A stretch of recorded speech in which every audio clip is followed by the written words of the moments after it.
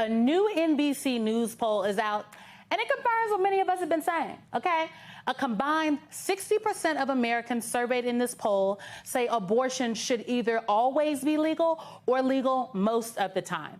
63% of people surveyed said that Roe v. Wade should not be overturned. Now, this poll was conducted after the leak of a Supreme Court draft opinion that would strike down the constitutional right for women to make decisions about their own bodies. So with us now is LaFonza Butler. She is the president of Emily's List.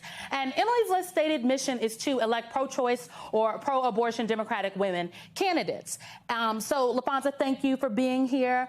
I want to talk about this poll because this same poll also said that abortion has actually moved up on the list of issues that matter to Americans. So I'm wondering how you're counseling your candidates to speak to this shift.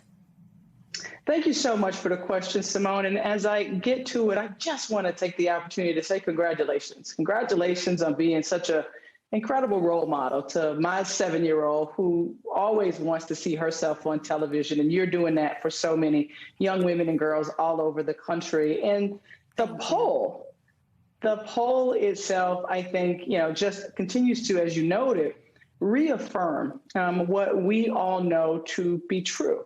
That the American people want and know that this is a decision that should be made between a woman and her physician.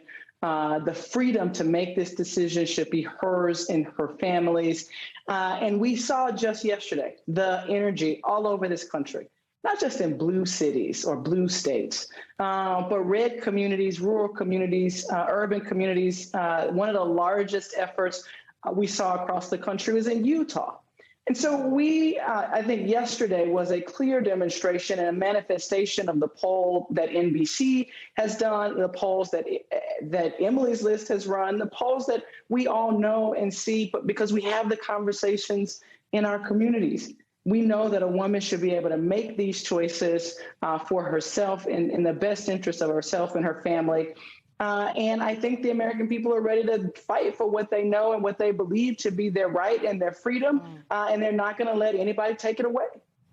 I find it very interesting that Utah was the largest demonstration. I think that speaks to a point that I've been making, a point I know that I've heard you make, and that this could be a winning organizing issue. I do think, though, that the fact is that Republicans, there's a whole wing of the Republican Party that has been organizing around this issue for years, decades, actually. And so I'm wondering now, could this really be, I guess the question is, how do you out-organize decades in just a couple of months? Look, I think what we have on our side, Simone, and what we've always had is the will of the American people. Republicans, you are right, have been fighting to take this right away since the passage of Roe. It has been slow and steady chipping away and degradation of the rights and freedoms of American women, as you said, for decades.